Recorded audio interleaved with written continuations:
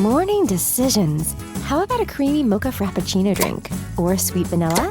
Smooth caramel maybe? Or a white chocolate mocha? Whichever you choose, delicious coffee awaits. Find Starbucks Frappuccino drinks wherever you buy your groceries. Hear that? That's now Crispy and McCrispy strips meeting creamy Caesar sauce. Sounds extra crispy. Caesar sauce at McDonald's for a limited time. Ba-da-ba-ba-ba. I get so many headaches every month. It could be chronic migraine, 15 or more headache days a month, each lasting 4 hours or more. Botox, onabotulinum toxin A, prevents headaches in adults with chronic migraine. It's not for those who have 14 or fewer headache days a month. Prescription Botox is injected by your doctor. Effects of Botox may spread hours to weeks after injection, causing serious symptoms. Alert your doctor right away, as difficulty swallowing, speaking, breathing, eye problems, or muscle weakness can be signs of a life-threatening condition. Patients with these conditions before injection are at highest risk. Side effects may include allergic reactions, neck and injection site pain, fatigue, and headache. Allergic reactions can include rash, welts, asthma symptoms, and dizziness. Don't receive Botox if there's a skin infection. Tell your doctor your medical history, muscle or nerve conditions, including ALS, Lou Gehrig's disease, myasthenia gravis or Lambert-Eaton syndrome, and medications, including botulinum toxins, as these may increase the risk of serious side effects. Why wait? Ask your doctor. Visit BotoxChronicMigraine.com or call 1-800-44-BOTOX to learn more.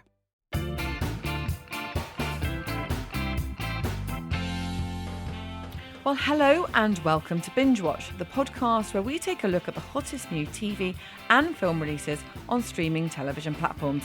I'm Hannah Fernando, the editor-in-chief of Woman and Woman and Home magazine.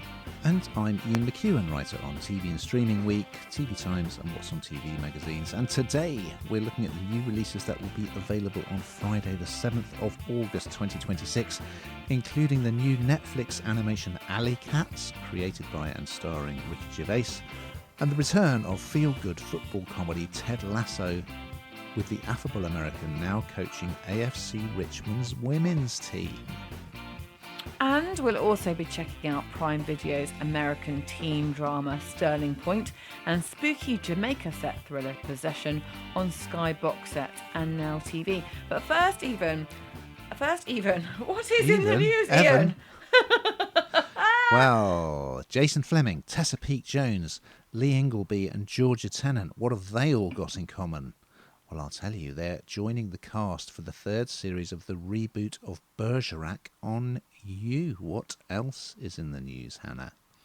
Unbelievably, brilliantly, Alan Carr, is there anything this man cannot do, is joining the panel on the upcoming series of The Masked Singer. Well, you simply cannot fault us for variety this week. My goodness, it really is a variety pack. Starting on Sky Atlantic, Sky Box Sets, and now with a new drama called Possession. And here's a clip. Stay away from that house. You all have reason to fear it. You don't like it here? It's not my cup of tea.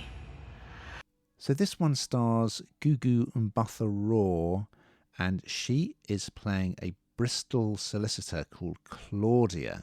Okay, you may know her from Loki.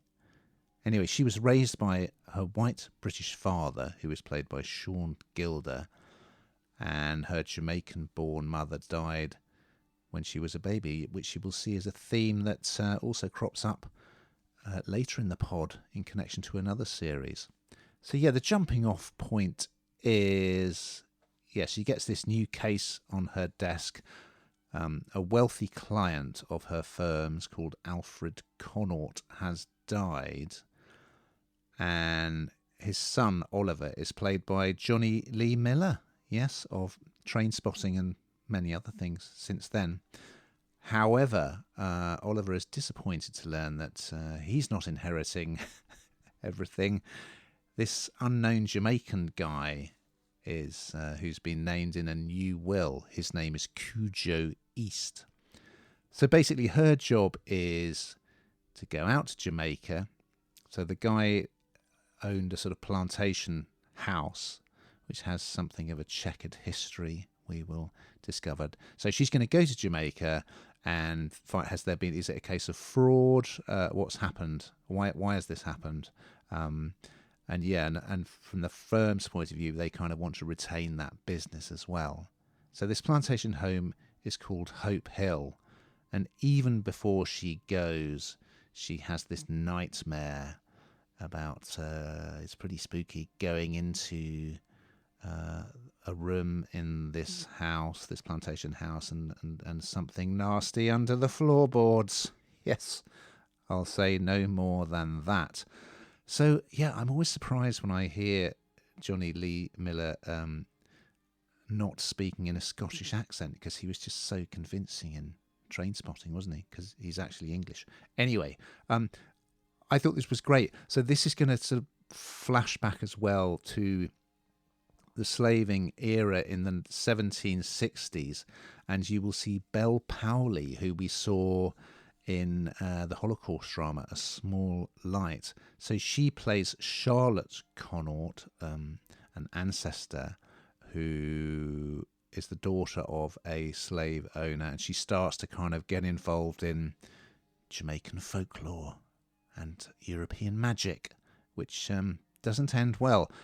When Claudia arrives, she goes straight to the house, and the locals are sort of holding, it's almost like a kind of memorial with drinking and dancing and a bonfire to kind of honour this guy who's passed.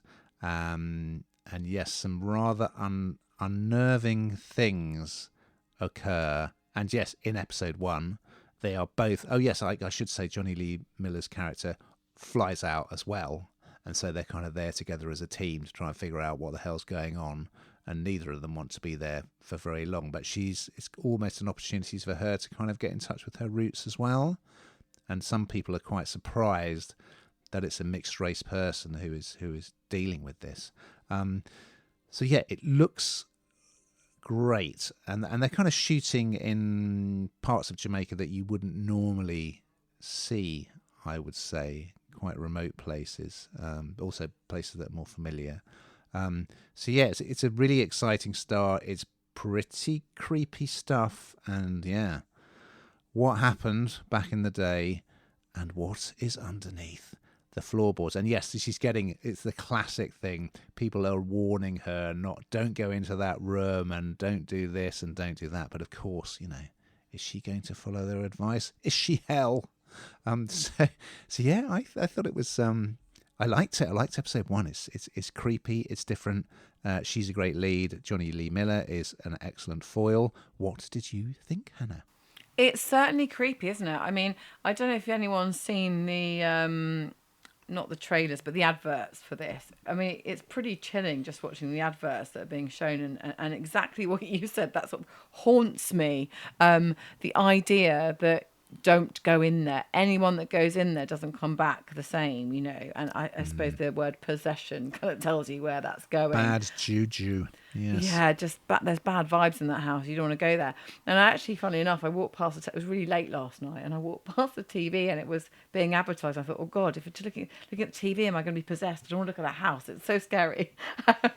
But it's got a really interesting story as well, though, hasn't it? And I talk about these kind of different depths to these things, and I think this certainly has. This isn't just about jump scaring you all the time, or although you get plenty of that, you get that in spades. But this is actually a lot about Claudia, and that's interesting in itself about her life, but also the age-old issue, isn't it, when someone passes away, and inheritance and where that goes, and it often brings out the very worst in people, actually. And this case is, did he really mean to leave everything to somebody that wasn't family? In situations like that, you kind of question abuse. Why would they have done that, etc., etc. So there's many sort of layers to this, as well as the whole jump scare, scary part of it. So I think from what I've seen so far, it's pretty gripping stuff, actually. Yeah, absolutely. And I was watching The Rapture, the BBC iPlayer drama this week, and yes, Gugu cropped up in that as well, and that's worth checking out. Over on Netflix, well, I think we've both been looking forward to this one. It's a new animated comedy called alley cats. And here's a clip. What's the plan for the day? Try to find the kids home, get distracted immediately, kill something. What's the biggest thing we could take down if we work together? Don't know. Fat kid? Yes, bag us a little wagyu fat kid. Have you chosen the clean version? Is there a clean sentence in this to use for the clip? I think I found Ian? a clip that's not too rude. 4 words. Wow. This is everything you want and more. This is off the chart. Who knew that in this day and age, where everyone gets so offended, that this could even happen?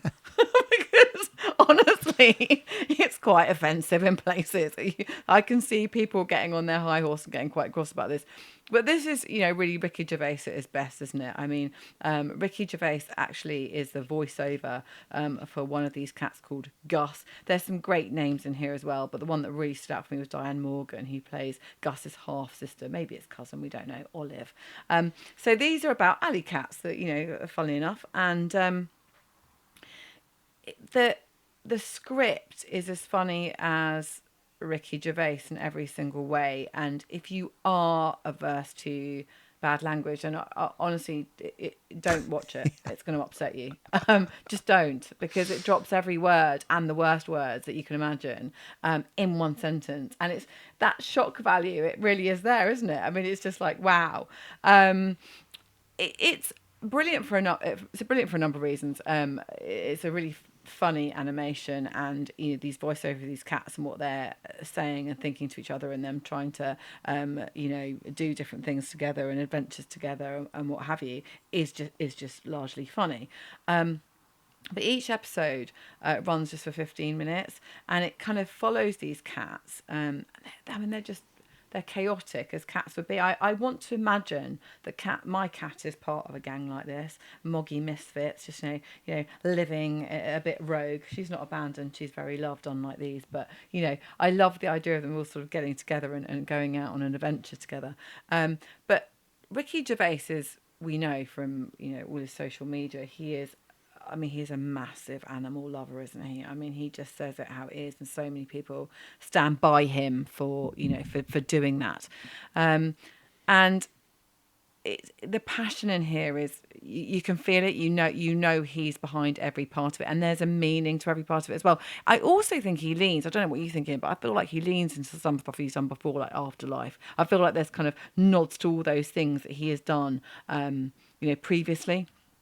So you get to know these cats really well. You get to know it's gripping immediately. I'm trying to articulate how this is, because if you don't like swearing, it's not for you.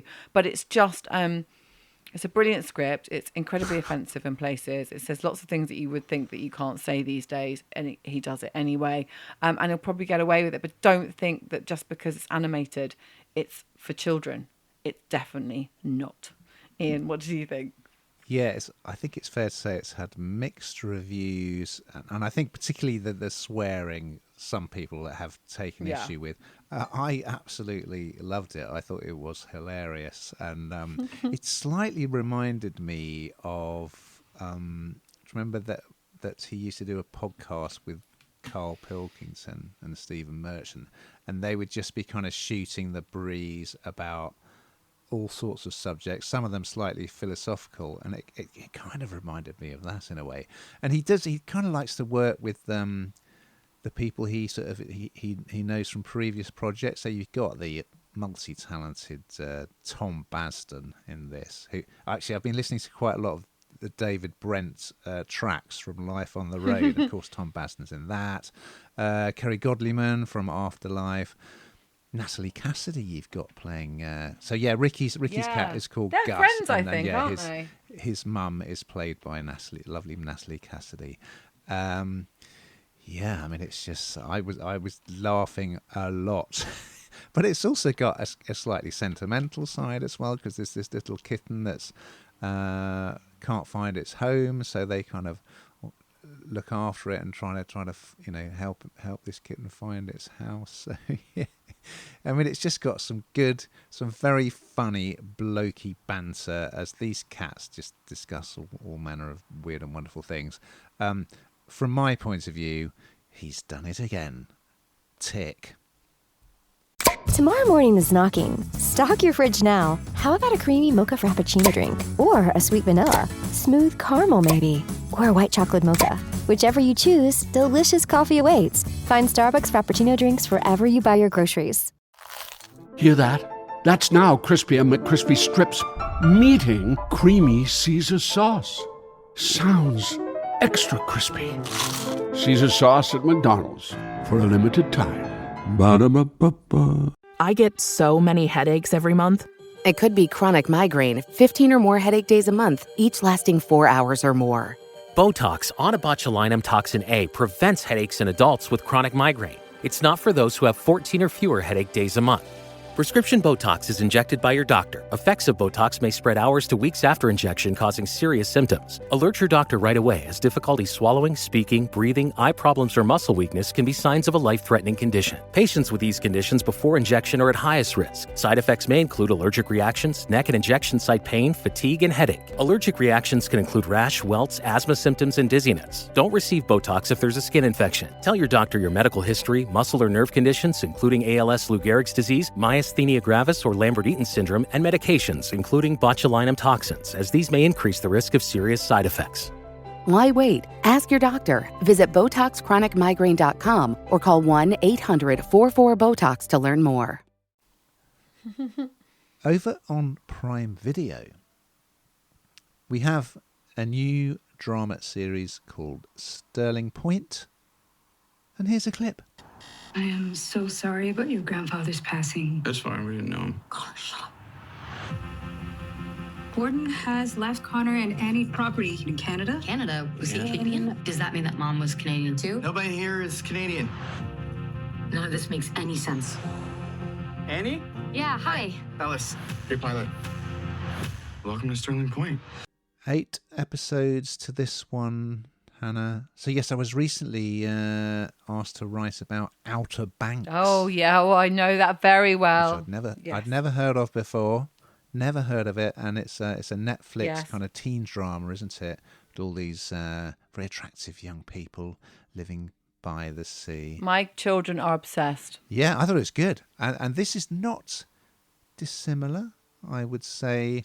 So it stars Ella Rubin as 17-year-old Annie Jacobson. She has a twin brother, Connor, who's played by Keane Ruffalo, son of Mark Ruffalo, a.k.a. The Incredible Hulk. And, yeah, they live in New York, and they're adopted. And their father, Stephen, is played by Jay Duplass. And it starts off incredibly strongly because Annie is quite a princess, and she is going on about the fact that she hasn't got into this sort of summer program, which she's one of those people who really kind of plans ahead. She's kind of got her whole life mapped out already. Yeah, you look at her beauty regime, which is all quite frantic, and it's very funny. She's clearly a very tightly wound, quite neurotic character, and her relationship with her brother, who just relentlessly teases her and winds her up, is just superbly done. They're both excellent. So that's kind of the jumping off point, and then they find out, this grandfather who they're estranged from is called Gordon.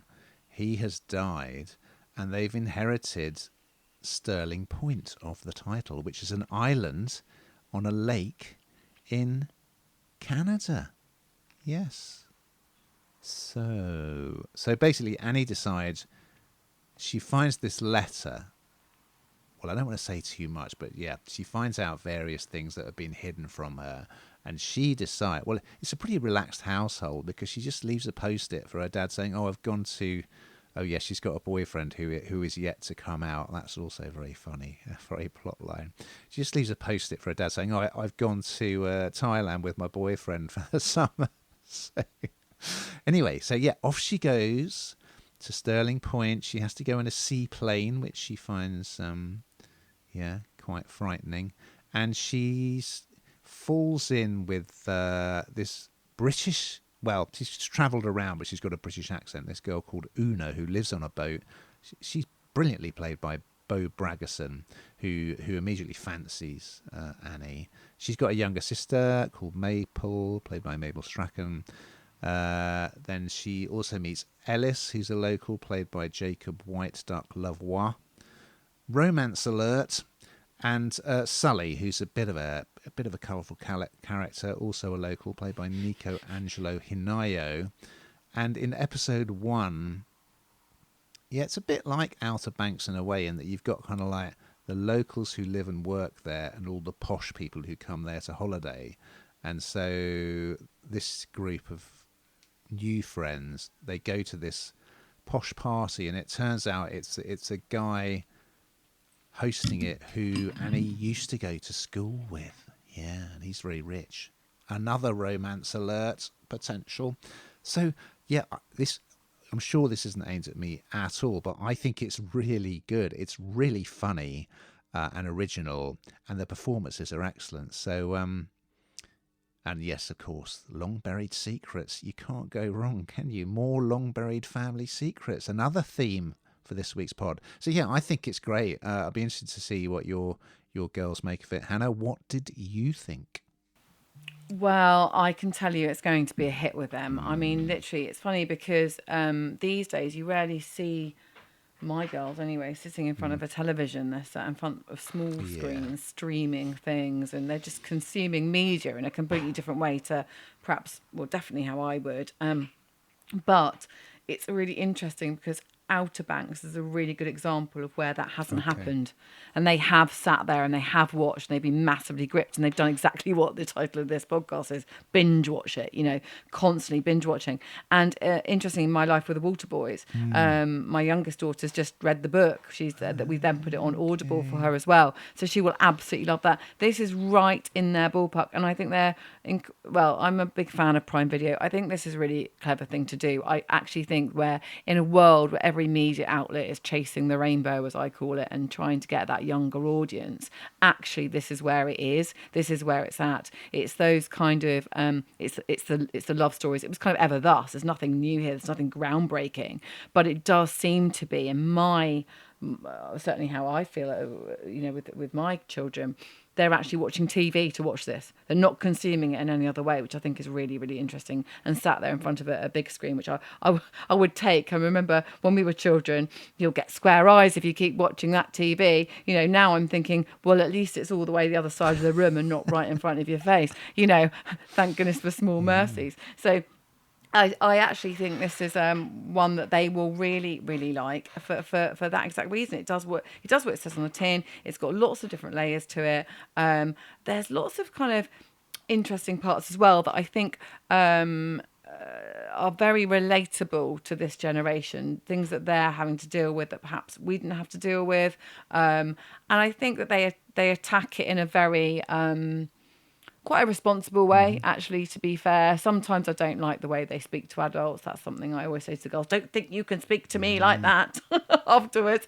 But I do think they are dealing with issues in a way which is good because the children are watching it. The kids are watching. So, I think this is going to be a bit of a hit.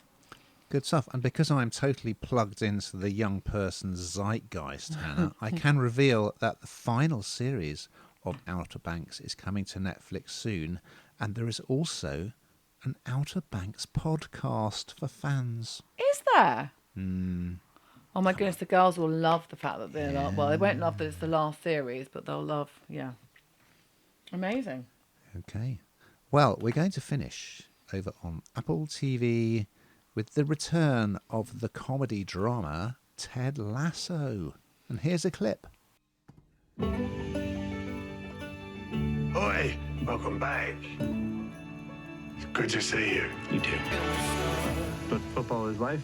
No, life is so much more than football. Not as catchy, but true. Well, I mean, this doesn't really need much introduction, does it? This has just got a massive fan base. And if you don't like anything else about it, then you just need to watch Hannah Waddingham, who I'm a massive fan of, and who's absolutely brilliant in this and has got incredible one-liners. I think everybody thought that it was going to be it after season 3, I think, really, because we saw Ted Lasso sort of say goodbye to AFC Richmond and was going back to Kansas City. But we rejoin. We rejoin because he's back in Kansas City to coach his son Henry, his soccer team, and it's all changed though because he's basically asked to come back to England and come and coach the ladies team. Now, this has gone down by the second division women's team, I should say, and they want to make it into a major force. And Rebecca Welton, played by Hannah Waddingham, goes over to America and puts this proposition in front of him, and they want Ted back in London. And so rather than coaching the men's team, it's really clever actually. I don't know who was sitting in a room and thought, right, how do we breathe some more life into the bones of this? How can we where can we go again? Of course, this creates a whole new dynamic, doesn't it? Because at the beginning he was sort of a bit, didn't exactly know what he was doing. Then we came to love him, and then now he's back sort of almost to that sort of, oh, what am I doing? I'm teaching, I'm coaching the women's team. What do I do here? But he's up against so many issues because he stepped on toes because he hasn't been being asked to do, and taking the job has meant that he's taken the position that somebody else wanted. This. If you've loved Ted Lasso before, if you've loved these series before, then you're going to absolutely love this. And also, I think I didn't quite know how they could bring it back or how they would do it, but this almost takes you back to the sort of the first series, really, of him sort of bumbling around a bit and taking him to uncharted territory again, which I think makes it really interesting. As I say, I'm a massive fan of Hannah Waddingham, so I'm all over it anyway. What do you think, Ian? Yeah, I agree. We should always be grateful for Ted Lasso Hannah Waddingham has been working very successfully for years in the business, but this really thrust her into the mainstream, didn't it, this show? And she's been unstoppable ever since. It's interesting to see. I haven't really watched that much of Ted Lasso, but I think it's interesting to see him back in Kansas City. I think that's different. And so basically Rebecca, played by Waddingham, PR guru Keeley, played by Juno Temple, who's very good actually, and football club secretary Leslie Higgins, played by Jeremy Swift. So they all go to America to try and tempt Ted back to coach the women. I've got to admit, I enjoy Ted's dialogue, but I find quite a lot of the rest of it a little bit clunky and not very funny. Like there's this running joke where Rebecca keeps spilling sauce on her top, which isn't very funny. But I'd be interested to see what it's like episode 1 is all in Kansas City.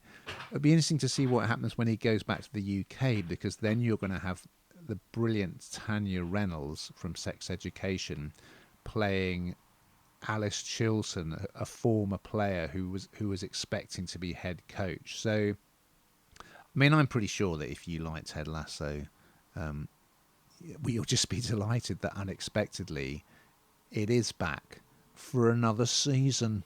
Do you see what I've done there? Well, we've got to that time already, can you believe it, Hannah, where we find out what the hell you've been binge watching. Well, of course, up until the second, there was the Commonwealth Games, which was brilliant. My brother went to that, so it's absolutely amazing. And also the Great Sewing Bee. I am well invested. What have you been watching, Ian? Well, yes, it's such a shame, and there's been a lot written about it, about the fact that no one was really able to watch the Commonwealth Games on the telly. We had to kind of limit ourselves to some Channel 5 highlights, So I didn't see much of it, but I did binge all the way through the latest series of the American football documentary Quarterback on Netflix, which is just, if you like American football, it's great. And there was an interesting panorama this week all about these very strict schools down in Cornwall, which I'm sure you would find interesting. How strict is too strict? That's the question. So I recommend both of those. Now, we've just got time to look ahead to next week's offering. So what is on the Binge Watch menu, Hannah? Well, I can tell you that Alan Richardson is back in another thrilling adventure for wandering action hero Jack Reacher on Prime Video. You're a fan, aren't you? I love Reacher. Superb. And Oscar winner Alison Janney, yes, plays a widow planning her husband's funeral with a total stranger in HBO Max drama Miss You, Love You. So we look forward to those and much, much more. But in the meantime, dear listeners, keep watching.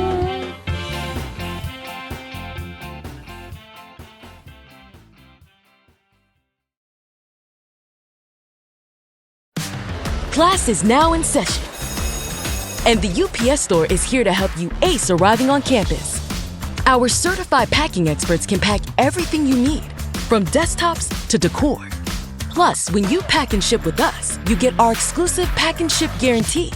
Your items arrive safe or your money back. Restrictions and limitations apply. To get a 20% off packing coupon and for full details, visit theupsstore.com/packing. At ZocDoc, we know being a healthy adult is like living in a video game. Every day has side quests, taxes, laundry, birthdays, and just when you're leveling up, you have to book a doctor. The insurance portal crashes, they put you on hold, your doctor doesn't take your plan, game over. We see you, so we made booking a doctor easy. Download ZocDoc, search by specialty, insurance, and availability. Book instantly, no cheat codes required. Find a doctor you love with ZocDoc.